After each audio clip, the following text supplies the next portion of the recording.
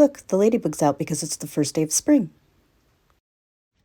Hi friends, thanks for joining me for another video. Today I'm going to take you through how I created this little cardstock mini album. I will first show you how I constructed the base, and after that show you, of course, how I decorated it. I will do a full flip through of this mini album at the end of the video, so stay tuned for that. And if you have a favorite Disney movie, let me know in the description box below what movie that is, and if there are scrapbook papers that you can use to create your own little mini album. Stay tuned.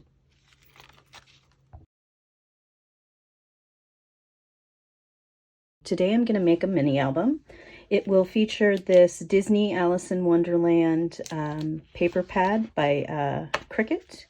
This is a pretty thick paper. It doesn't say what pound or GSM it is here, but it is, I would think, 100 pounds or so. And I will also be using this fantastic Brutus Monroe Vineyard cardstock. This also doesn't say what the GSM or weight is, but I think it's about 100 pound. Also, I will be using these Gina Marie designs. So I think I've talked about Gina Marie in my last project. I really love the shape of these. It's very different, and it's also the shape of my little logo. So I picked them up.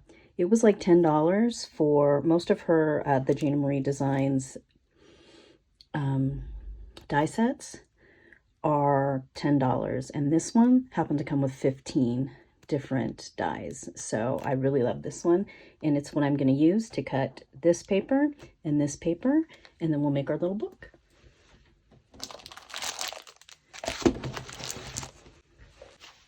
So the first thing I did is I cut out 8 of this shape from the largest die. And then I went ahead and with 8 of these, that gives me front and back 16, needing 16 little pages to cover. And I didn't use the die that's just smaller. It is like the second to the largest. So I kind of skipped one to give a little larger frame around the papers. So I did more than 12 or 16 just to give myself a few options. And then I did cut a couple of these. It looks like I cut 4 of them out of black. And that is because I might slice them in half, either long ways or short ways, and make little pockets out of them. So these are just kind of to have some options as well. The other thing I did is when I was done cutting out all of these guys, I had some strips left over. So I glued them down to just a regular piece of black cardstock and cut them down to 1-inch strips and made this fun little page.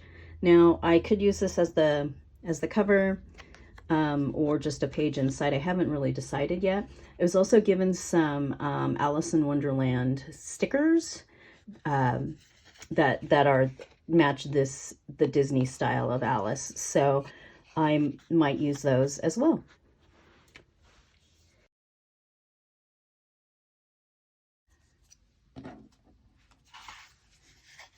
So in order to make this a pretty easy project, I decided to use paper hinges in the same color as my pages.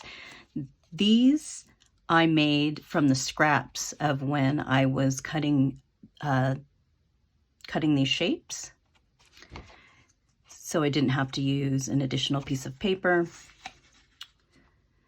These are 1/2 inch, and I am going to go ahead and score them down the middle. Just so it's easier for me, I'm gonna turn the scoreboard around and start here. It's just easier for me being right-handed to hold it this way. And so these are going to be folded.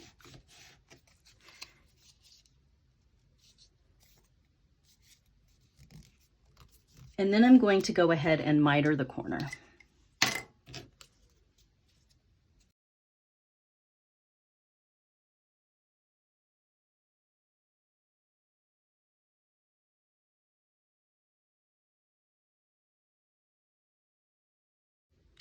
And cut. This just takes away a little bit of the bulk when you're putting your book together. So you could skip this if you wanted to, if you were in a hurry. And I'm just going to go ahead and do the rest of these.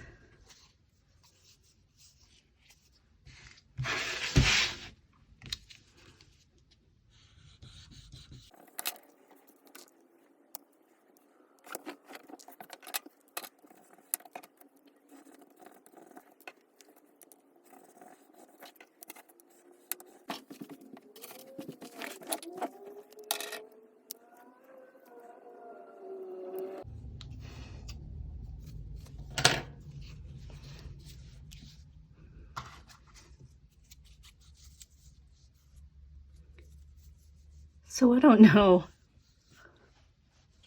where my head is at, but I definitely did this one backwards.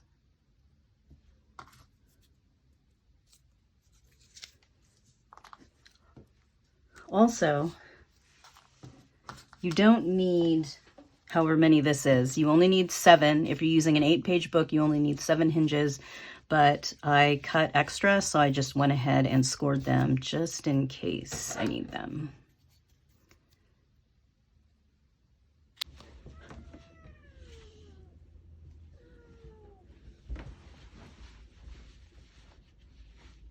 This is my chair. I have to sit here.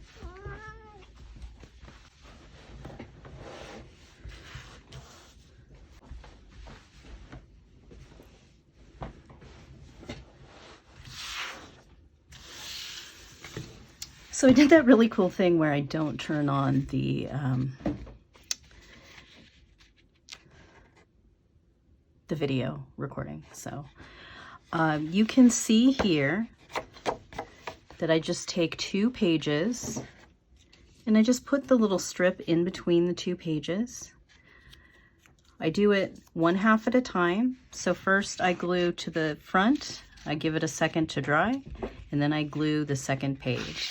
And then I continued to do that, but along the way, each page I did lift it up and kind of, as it was drying, make sure it settled all against the work surface, and then also that all of my sides were kind of even.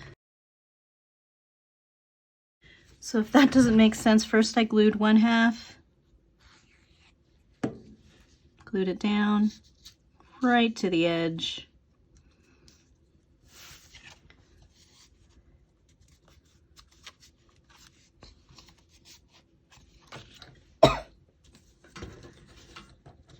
And then I would wait a second for that to dry.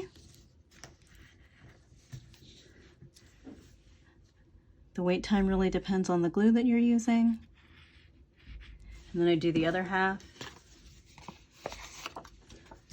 Go ahead and glue the next one.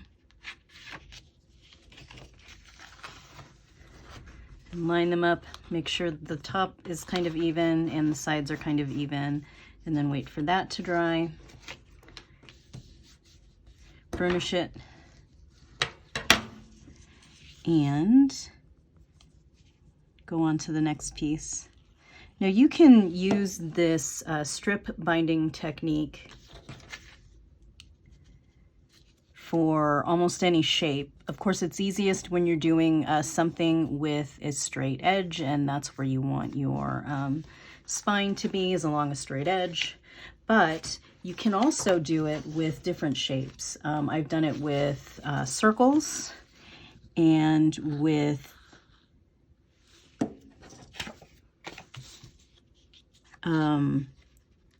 the Scrap Diva mug die set. So you just kind of have to get creative, and if you'd like to see the mug version. I will link that up above somewhere. And then if you want to see a circle version, I could definitely make a version of that. So I can show some tips and tricks and ticks of how to do that. So I hope this makes sense.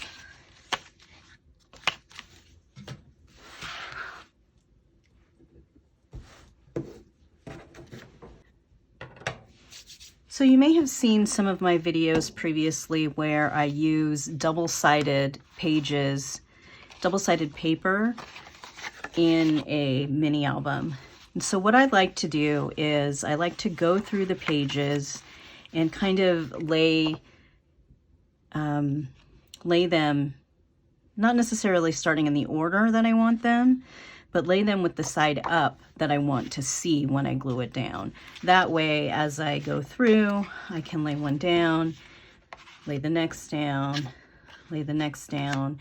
And if you're working on a large book or have a lot of pages and have a hard time keeping track of it, grab some little Post-it notes. So what I do is I put the Post-it note on the part that I want to see, so I know that the other side is the part I'm going to glue.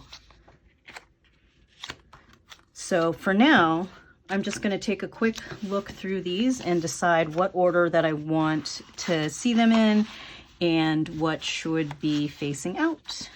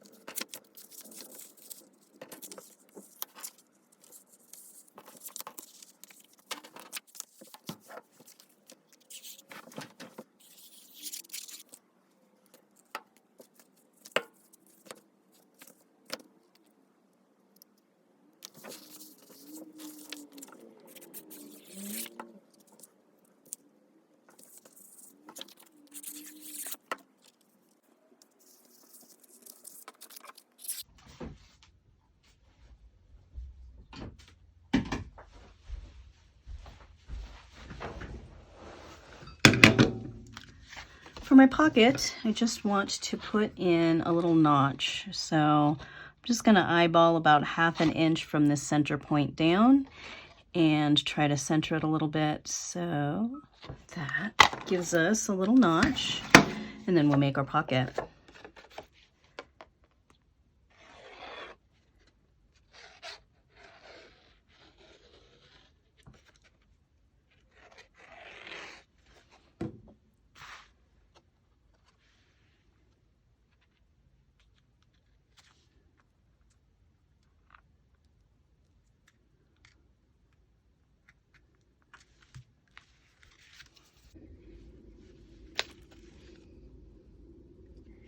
So here's our completed book. You can see I started decorating with an eyelet here and a couple charms. I have one that says "Drink Me" that I've had in my stash for quite a few years, along with this one of the white rabbit blowing the horn. I used this alphanumeric stretch die set from Tim Holtz from Sizzix. They are 2.5 inches high and pretty skinny. So I cut out the word wonder a couple of times. You can see that I cut it in the matching color of our pages. And then I also cut it out of black. And I just offset it a tiny bit so that it would give that element of a shadow. And then on the back, I went ahead and added the word wonder backwards. So it looks like it goes all the way through the book. This took a little bit of fussing, and I can insert some pictures here of how I did it, but it really kind of adds some interest to the book, I think. And throughout, I added a few of these stickers that I was given just to kind of decorate Now, of course, if you don't have this size die, you may wonder what you're going to put in here as far as pictures, but square pictures and pictures that are just kind of cut out into different like bubble cut, silhouette kind of things will fit in here nicely. You can use some of the background of the pages to kind of tell the story of your photos. And then all of these black ones are pockets. So you can see that back here, I went ahead and added a couple more stickers and to kind of finish it off. And you could add different little things in all of the pockets if you wanted to. If you'd like to check out a playlist of other cardstock mini albums that I've created, I'm going to put that link right up here. Thank you for joining me for another video. Don't forget to check the description for links and information. And don't forget to treat every day like it's a bonus.